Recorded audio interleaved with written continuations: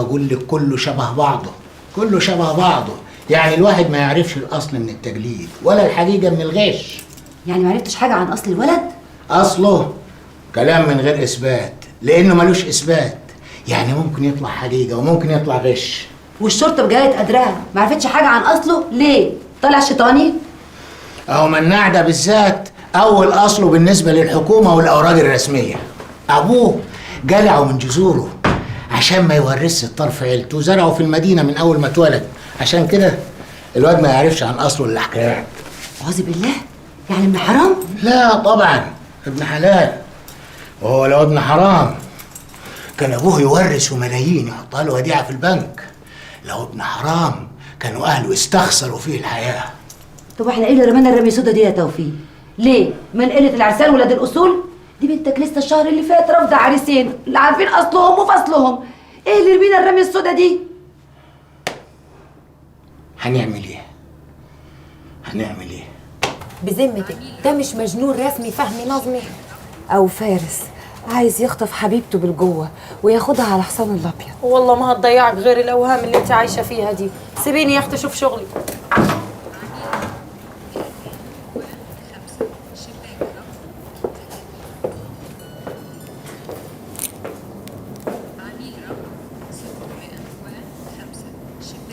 ألو، ازيك يا باشمهندس؟ لسه برضك اسم الباشمهندس؟ ممكن أشوفك؟ عايزة أتكلم معاك شوية لو سمحت. تشوفيني فين؟ في أي حتة زي ما تحب. لو انت فاكره نفسك في باريس ولا لندن؟ لا، في سوهاج، في مكان جديد فتح على النيل للناس اللي عايزة تتعرف على بعض في النور، مش اللي بتهجموا على بيوت الناس في نصاص الليالي. انا اقول لك ايه، ما تعمليش نفسك زعلانه. انا لمحت امبارح عيونك مبسوطين.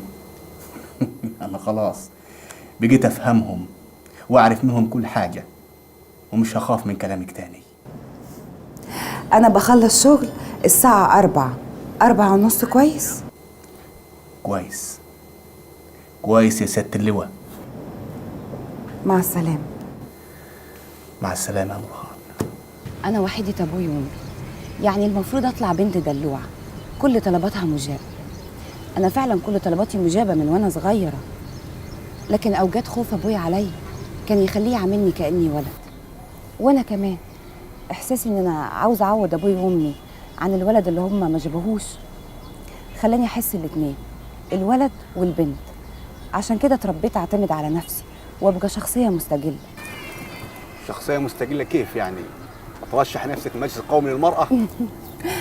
لا، يعني أحب أصرف على نفسي، أجيب احتياجاتي الخاصة، لدرجة إني فكرت أجيب شقة بالقسط تبع البنك.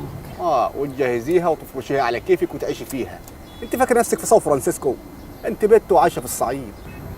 تصدق يا مناع، لو قلت لك إني عمري ما حلمت زي أي بنت براجل يجيلها في المنام وياخدها على حصانه.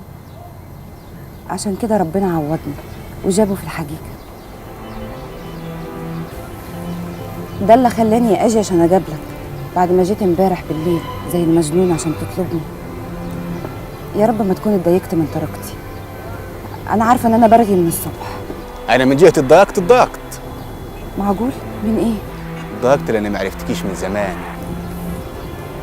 اديني جيت اهو. جيت لاني متعود امشي ورا احساسي للنهايه. تعرف يا نورهان، انا مش مجنون يعني زي ما انت قلتي. انا عندي 3/4 ضارب لكن عندي برضك ربع سليم، وهو ده اللي جاي اعرفك بيه. انا طول عمري عايش وحدي، وعمري ما كنت متصور يعني ان اقبل فكره ان في حد هيكمل معايا بقيه عمري لحد ما شفتك. وإيه اللي حصل؟ اللي حصل في ايه؟ إيه اللي حصل لما شفتني؟ لما شفتك حسيت ان عيل صغير عايز يترمى في حضن امه يهرب فيه من كل الحاجات اللي بيخاف منها. وخايف من إيه مني؟ خايف منتخب مصر يتغلب من سيراليون تبقى فضيحه. كذاب الراجل اللي يقولك ما نخافش من حاجه. انا بخاف من حاجات كتير. الغريبه اني مش خايف وانا بقولك اني بخاف. ده أحلى وأشجع كلام سمعته في حياتي.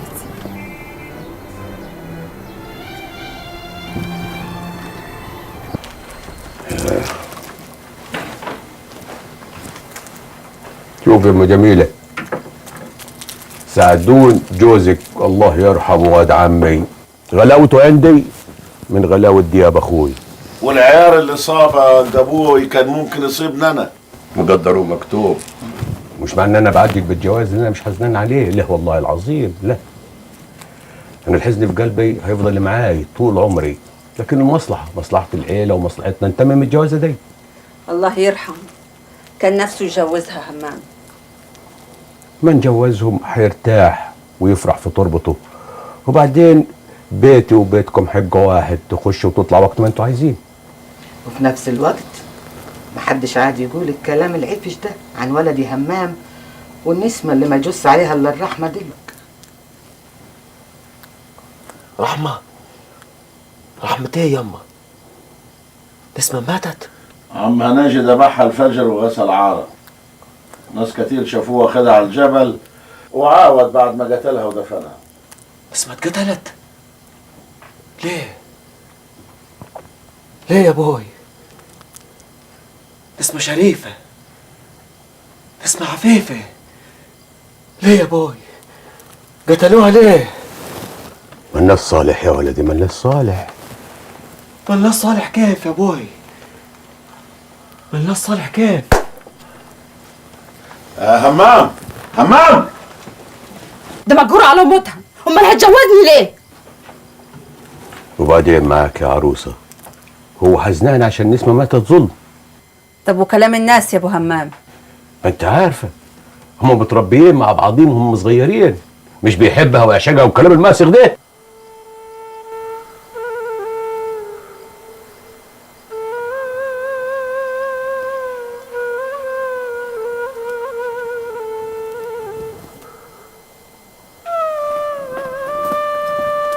ايه اللي عملت ده يا همام؟ اتهمل ابوك بيتحدث وتمشي. ايه الجبروت ده يا عمي؟ قتلوها ليه؟ رحت لهم وقلت لهم انها شريفة، وقلت لهم اني كنت بتحدث معها كيف اختي.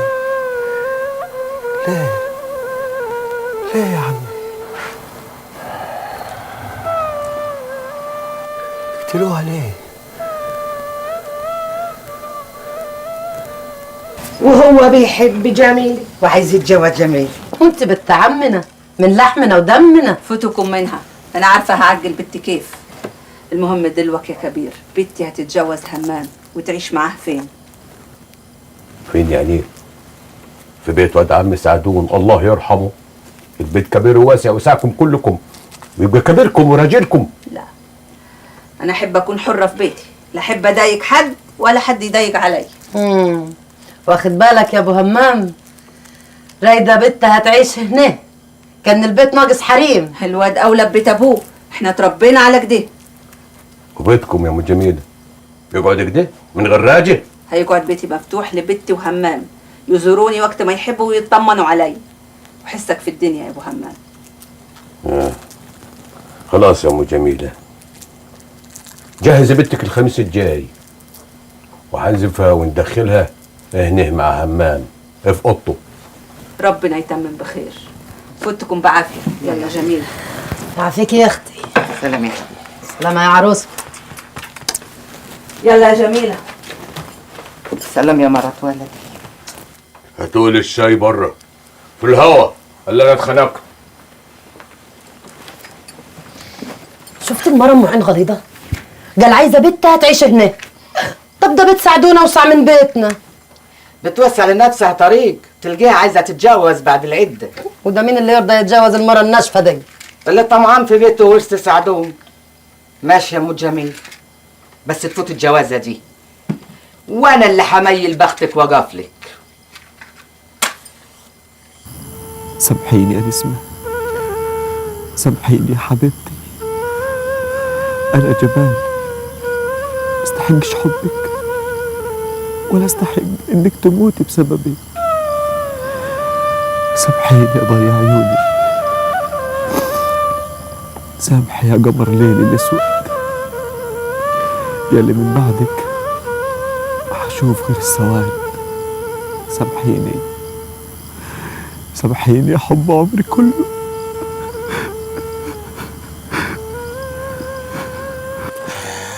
تعالى يا بنداري، تعالى يا ولد ابوي نشرب ونتسلطنوا. فوتك من الافيون اللي هيهد حيلك ده. الافيون ده مزاج وعلاج.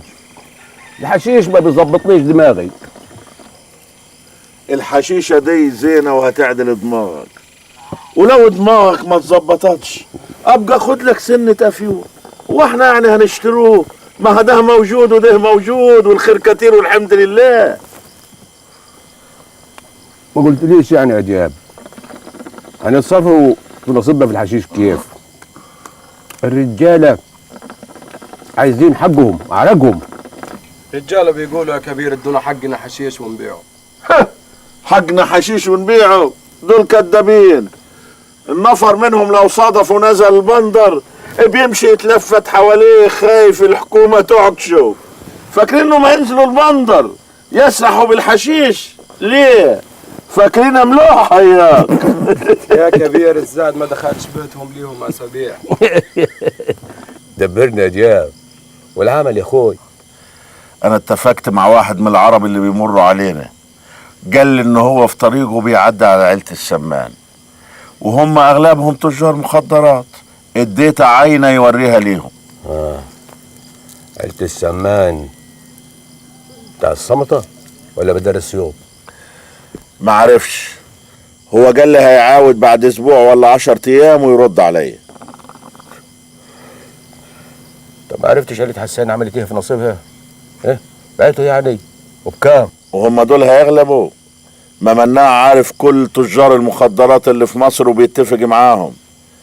امال هم الخواجات كانوا عايزين يحطوني مطرح عليه، ما هم كانوا خايفين منه. يا خسارة، كان نفسي ولد همام يبقى زي مناع. ذكاوته انا فت وصاحبه سنين طويلة عشان يبقى زيه، لكن صاحبه عشان يعيش حق اخته. ما تشغلش بالك بهمام يا اخوي، ديت هيتجوز وانا هستلمه واخليه راجل وهموت قلبه الرهيف ده.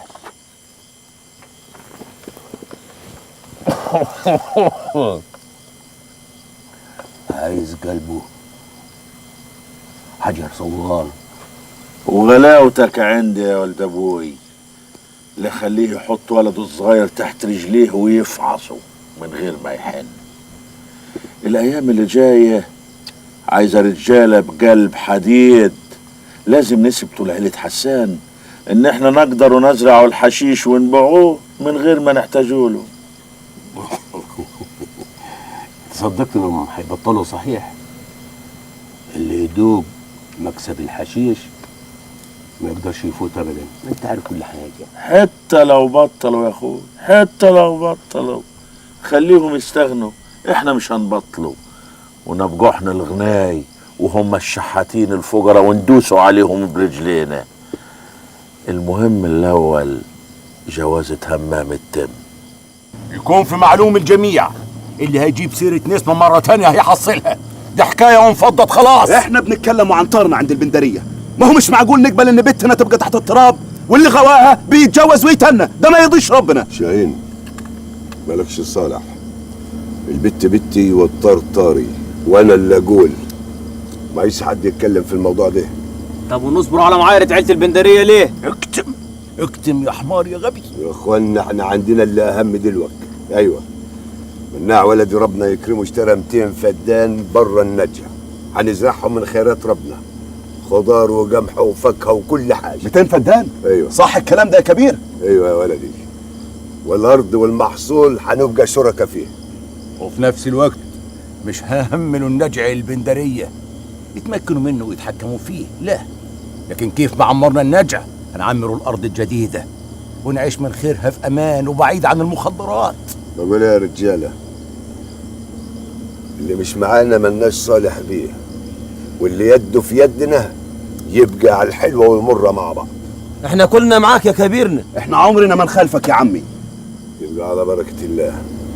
هنطلع الأرض الجديدة يا ناجر، وعمل المكن والمواتير ما يجوا هنبني العشش اللي هنعيش فيها وربنا يكرمنا. دي سلالة نظيفة ومية مية مناع بيه. امال فاكر ايه يا دكتور؟ فاكرني بلعب في بلاد بره اياك؟ لا والله. اهلا اهلا اهلا يا باشا. لا مؤاخذة، المكان مش قد المجام، انا رأيي نروح على المكتبة وعلى الجال ننضف. مفيش داعي يا مناع. لما قالوا لي ان شحنة المواشي وصلت قلت اكيد هلاقيك بتستلمها هنا، وبالمرة اجي ابارك لك. يا باشا سيادتك تطلبني في اي وقت وانا اجيك لحد عندك. يا مناع انت راجل نظيف ومفيش عليك اي شبهة، احنا نجيلك ضيوف وبس. واتأكدت انها شحنة مواشي فعلا؟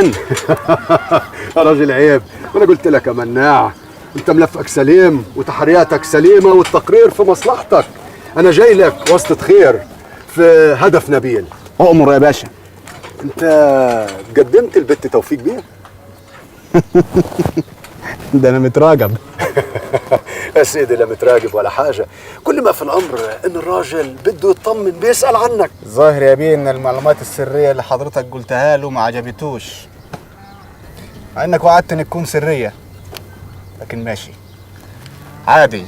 اسمع يا مناع، لما سألت توفيق بيه عن موضوعكم لقيته لسه قلقان، فأنا من ناحيتي طمنته وقلت أجي أبشرك بالخبر السعيد دوت، وبالمرة أضمن دعوة الفرح. أنت تشرفني يا بيه، يمين بالله تكون أول المدعوين. ألف مبروك يا عريس. أسيبك تشوف شغلك، يلا سلام عليكم. سلام ورحمة الله. على السلامة يا باشا.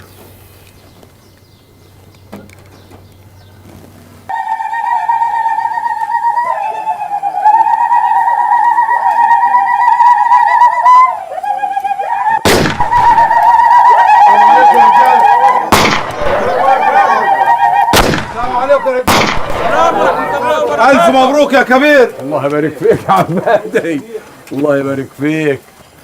كان نفسي أهل النجع كلهم يكونوا موجودين، لكن يلا عيلة حسان ما عادتش تهمنا. أهل النجع كلهم عارفين بالجوازة دي. همام يا همام، مهر عروستك يا ولدي عشان عمك عبادي يشهد عليه هو وناسه. وديه لمين يا ابوي؟ وديه لعم المرحوم ولا لمرات عمي ام جميله؟ ليه انا يا ولدي؟ انا في مقام ابوها. امال انت كبير العيله وكبير النجع كله. هات يا همام.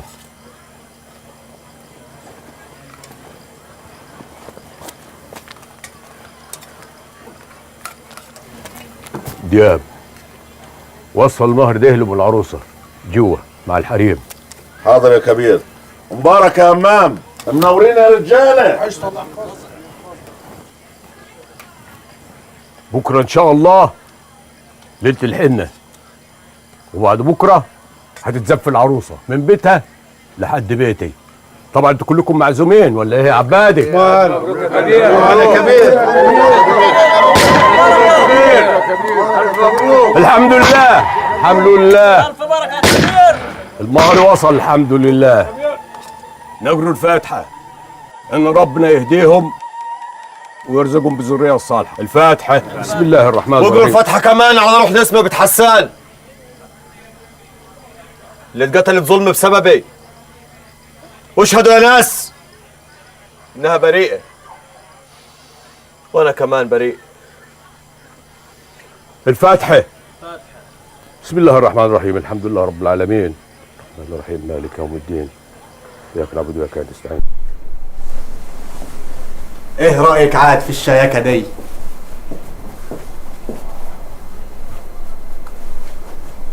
حرام عليك يا مناع، امك عايشه بتتمنى اليوم اللي تجوزك فيه وتفرح بيك. عمك مغوري كل يوم بيجي لابوك ويأكد عليه انه حجز لك فاطمه. هي غسالة بالقسط حجزها. يكش تكوني فاكراني مرة عشان يجوزوني على كيفهم. انت حر، بس لو اتجوزت على كيفك كده مفيش حد من العيله هيوقف في صفك. مش بعيد ابوك يتبرى منك ويقطعوك. عقلك في راسك تعرف خلاصك يا اخوي. ما انا ما كنتش ناوي اقول لهم على حاجة.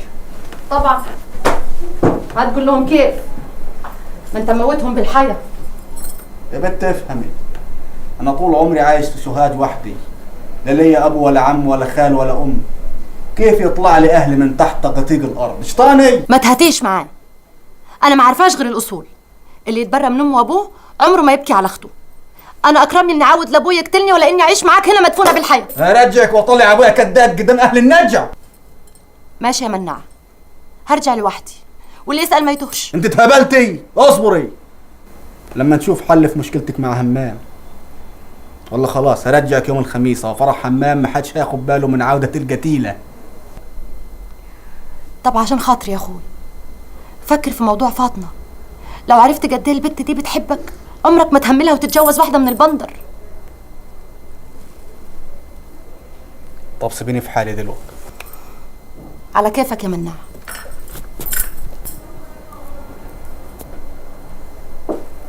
يخرب بيت مخك الزنخ، نكدت عليا الله يسامحك.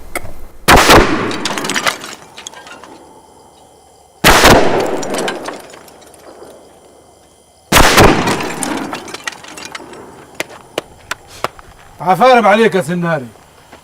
انا دلوقتي اطمنت، بتنشم في الليل زي النهار. اطمن يا اخوي اطمن، والطلقه الجايه هتكون في قلب همام وسط الزفه. اوعى حد يشوفك يا ود ابوي ولا حتى من عيلتنا، احسن نروح كلنا في 60 داهيه. ما تخافش يا اخوي، انا عامل حسابي زين وحطخه واندس وسط عيلته ولا حد هيحس بيا. وبعديها تسيب سلاحك ده وتحطه جاره العبايه دي. ايه دي؟ العبايه دي مش غريبه عليا، مش دي عبايه ناجي اخو حسان؟ كيف اتحصلت عليها انت؟ مالكش صالح، انا مدبر للحكايه دي زين، خصوصا بعد البندريه ما عرفوا ان ناجي قال انه ملزم بطار بنت اخوه من همام. حلو قوي قوي قوي يا اخوي، وبكده البندريه تقوم على الحوايطه وتولع ونخلص من الاتنين في وقت واحد. به به به به. قول لي يا سناري، من متى ابتديت تفهم؟ من امبارح العصر. ليه؟ يا واد قوم من على حجر امك، انت اتسخطت ولا ايه؟ ما طول النهار مهدود حيله في الارض، عمله. عارفك بدك ترجعيه نغة تاني مش كده؟ جري يا ناجي، لسه ورانا شغل كتير. الله ما تشدش على الواد احسن يطق. والله يا عمي ما حدش يشتغل في الارض دي قدي. تسلمي. وماله يا واد، خليك تقوى وتبقى راجل. اسكتوا، البندرية هيموتوا ونفسهم يعرفوا احنا ليه نزلنا من الجبل وبنشتغلوا في الارض دي. فاكريننا بنشتغلوا انفار عند صاحب الارض، ما يعرفوش ان هي ارضنا. بقول لك ايه، احنا ملناش كلام مع حد. ايوه، ولا انتوا حتى تكلموا حريمهم. القطيعه دي جت لمصلحتنا. اسمع يا كبير، فرح همام بكره ورجاله العيله كلهم متكادين ومستنيين ياخدوا بالطار. طار مين يا ناجي؟ احنا ملناش طار عند حد، وبنتنا شريفه وعفيفه والحمد لله. الناس ما يعرفوش كده. احنا ملناش دعوه بالناس، اذا كان على ولدهم فحسابي معاه بعدين وحقده، بس من غير قتل.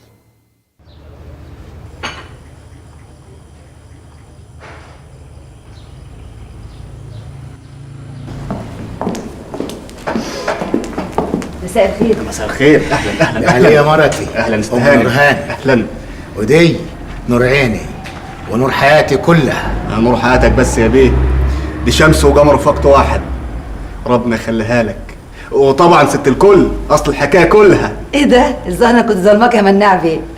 لا ظلومه ولا حاجه يا استهانم، دي بنتك برضك، ومن حقك تخافي على الجوهره المصونه اللي عندك وما تديهاش غير اللي يقدرها. وانا عايزكم تتاكدوا ان انا كد كلامي، وان نورهان في عيني من جوه، وانا جاهز لكل طلباتكم. ها اؤمروا. شوف يا مناع بيه، انا شخصيا كأم مش عايزه لبنتي غير السعاده وراحه البال. انا زي ما انت شايفه يا هانم وحداني، وماليش طموح في الدنيا غير ان اسعد شريكه حياتي اللي هتخلصني من الوحده ومن ايام العزوبيه. جه عليك الدور يا نورهان تطلبي. انا راضيه باللي يرضى بيه ابوي وامي، وكفايه عليا اتجوز راجل احس معاه بالامان. انا بقى اللي يرضيني انكم تيجوا تعيشوا معانا هنا، البيت واسع زي ما انت شايف واحنا ملناش غيرها، مش معقول بعد ما كبرنا هتحرمنا منها. كانك نسيت يا ست الكل ان احنا صعايده، والبدله والقميص لا بيغيروا تجاليدنا ولا بيقولوا لساننا. مرتي لازم تعيش في بيتي وتاكل من عرق جبيني، مش كده برضك يا توفيق بيه؟ عليا تقصد يا مناع بيه يعني انها؟ انا فاهم يا توفيق بيه ومجدد وكلام على راسي من فوق، بس انا عندي فكره زينه وما تردوش عليا دلوقتي. ايه هي؟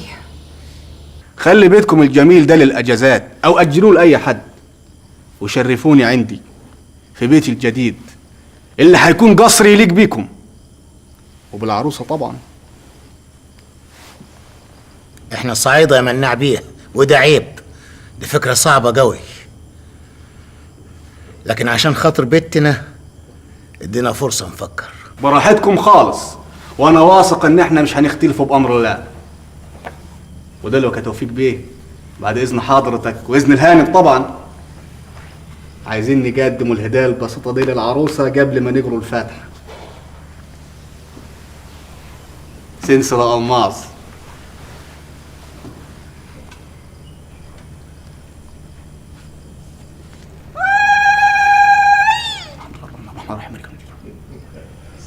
مبروك يا ام جميل، مبارك سنة بركات. عقبال بناتكم، انا نادراها لحن كل بنات العيله زي بنتي بالظبط.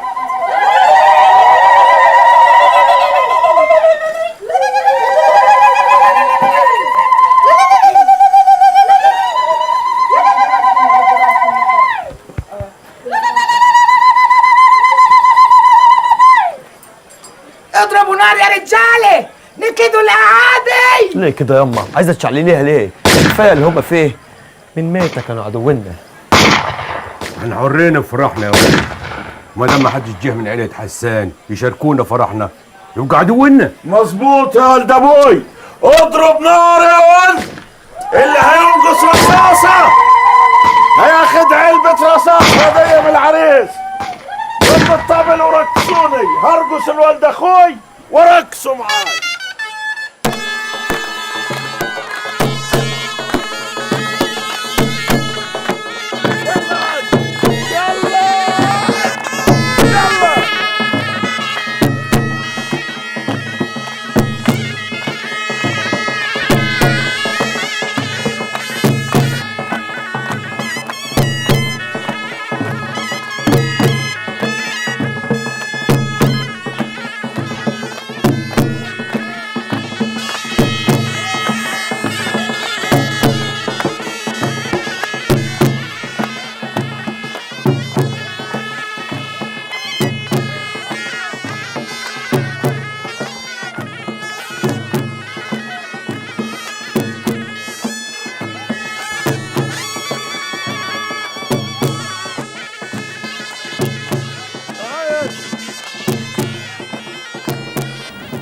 قلب عليك يا همام، قلب عليك يا ولدي، كأنها جنازتك مش جوازتك.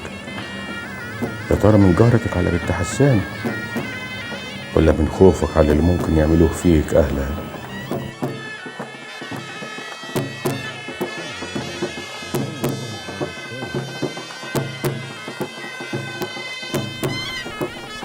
ايدك مالها متكدر كده يا بندابي؟ خلي بالك من الولد يا جاب. هتقول ايه يا ولد ابوي؟ الله في سماء، لو حد فكر يمسها بسوء لكون قتل لهم ولدهم مناع.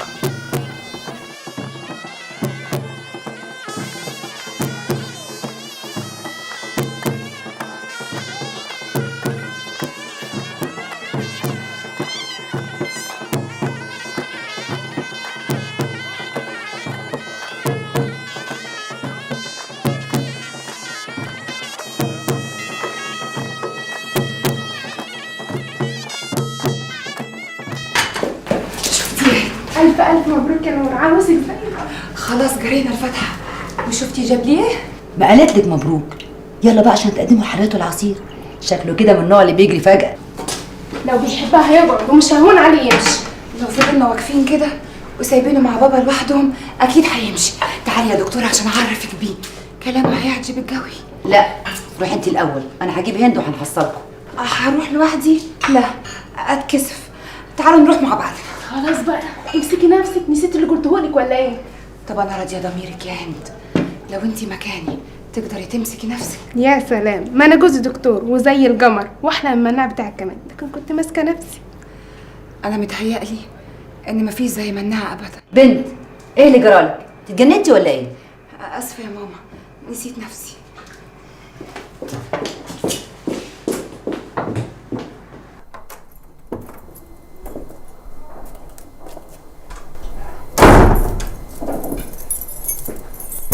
اتعشيتي؟ لا. اتعشيت عند نسايبك ولا تقعد تتعشى؟ والواد حصاوي عاود ولا لا؟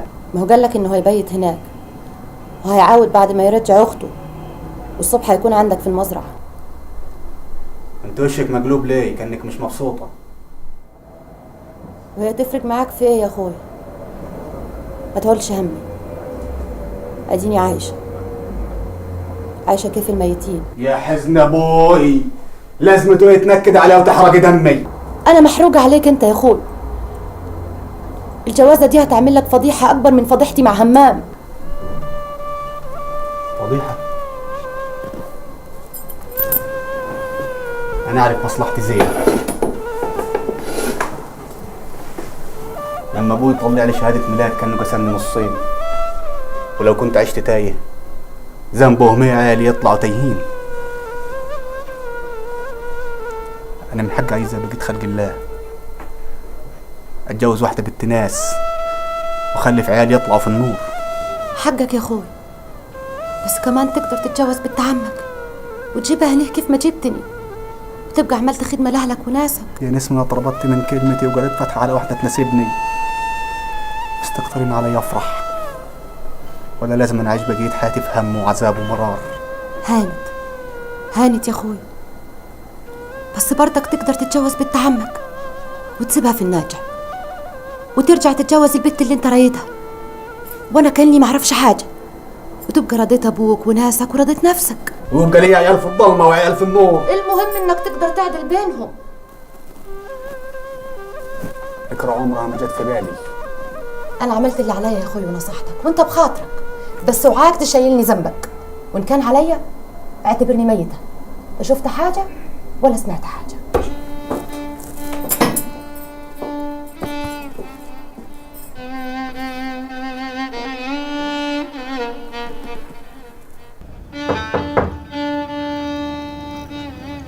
مين؟ انا يا نور. اتفضل يا ماما.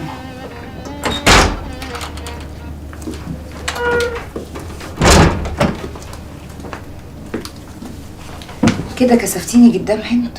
كنت خايف عليكي من الحسد، العين وحشه يا نور. طب ايه رايك في العريس؟ اطمنتي له؟ بصراحه هو له هيبه كده وراسي في كلامه، انما ناحيه اطمنت له لا لسه. عايزاك انت كمان كده تكوني راسيه وتقيله. غصب عني يا امي، كنت فرحانه قوي، ما تعودتش اخبي. ينفع اكلمه واطمن عليه نروح واعرف رايه فينا ايه؟ تعرفي برضه رايه فينا؟ كلميه يا اختي، بس وانا جنبك عشان تتلمي في كلامك.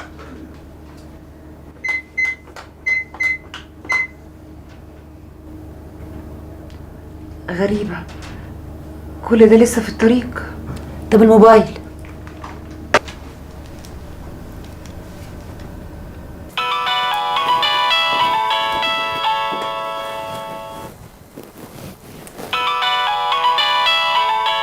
مش وقته ابدا يا نورهان، وادي التلفون كاني لسه ما رجعتش.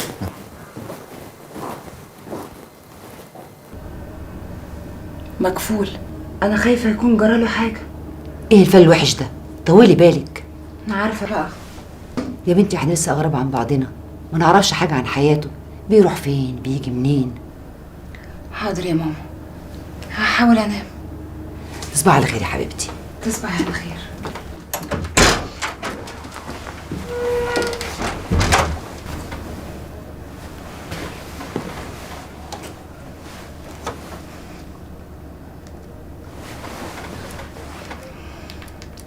طمني عليك.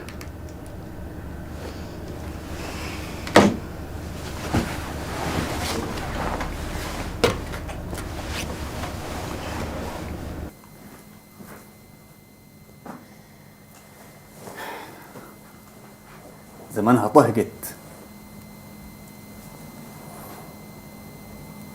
طمني عليك. ما قدرش اكسى عليك اكتر من كده يا نورهان.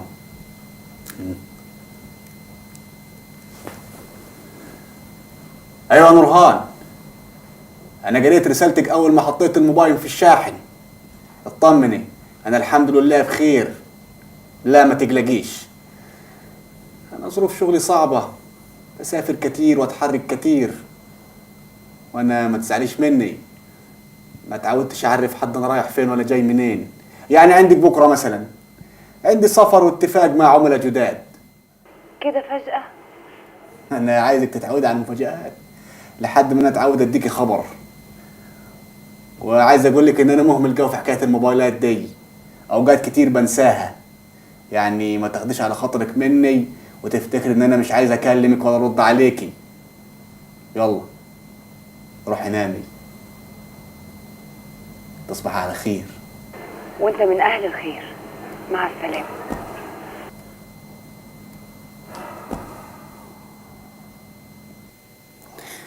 يا من هنا وجاي لازم اعمل حسابك انت كمان يا نورهان، والا الامور كلها هتتخربط. هتوصلوا الانفار دول بسرعه وتعودوا تاخدوا نقله ناس تانية. الحكمه يا سناجي تشتغل في ارض على بعد 100 فدان. مالكش صالح باللي بنعمله، خليك في حالك. احنا متفقين على الحموله دي يوماتي ولا؟ احنا في الخدمه ربع ساعه ونكون رجعنا ناخذ الباقي. هم يلا. احنا محتاجين عربيات تكون ملكنا يا كبير، بدل حوجتنا للسواقين دول. والله ماني عارف مناع هيشتري ايه ولا ايه. حكايه الارض دي هتكلفنا فلوس كتير. وعشان كده يا كبير قلت لك نزرع زرعه حشيش السنه دي. لا لا لا، انا عارف عقل مناع ولدي، وما دام نقل النقله دي يبقى عامل حساب. ما بينش، والا كان جاب لنا الجرارات والمواطير. مناع عارف ان عين الحكومه عليه، واي غلطه هتجيب الحكومه لحد عندنا. طب خد بالك يا كبير، عبادي وسناري جايين علينا هناك، هم نفسهم يعرفوا سرنا، غيظهم وما تريحهمش. مع خير يا كبير النجم، سايب النجم ورايح فين زي كل يوم؟ اطلعوا يلا وعودوا تاني، لسه عندنا انفار كتير. هتزرعوها حشيش برضك؟ انا قلت خلاص مش هنزرعوا الحشيش تاني، احنا خدنا ارض جنب بيار الميه. ان شاء الله هنزرعها من خيرات ربنا، وباذن الله لو عايزين تشتروا من محصولها احنا تحت امركم. ما دام اشتريتوا ارض جديده ابقوا ابيعوا لنا ارضكم اللي في النجع. لا يا سناري، مش هنفرطوا في شبر واحد من ارضنا. سناري قصده ان احنا ما نقدرش نشتري ارض زيكم من اهل البندر، لكن نقدروا نشتري من بعضينا جوه النجع من غير لا ورق ولا عقودات.